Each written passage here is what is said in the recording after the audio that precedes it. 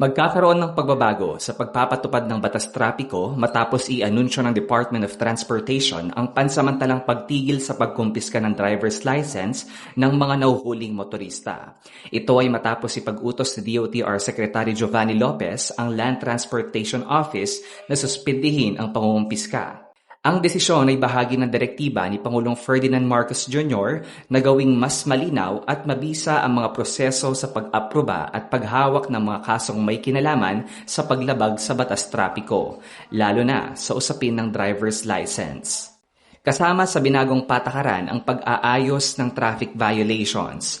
Mula sa dating immediate confiscation ng driver's license, ngayon ay hindi na ito kukumpiskahin. Bagkus ay ilalagay na lamang ito sa alert status at otomatikong isa sa ilalim sa suspension kung hindi maaayos ang kaso sa loob ng itinakdang araw.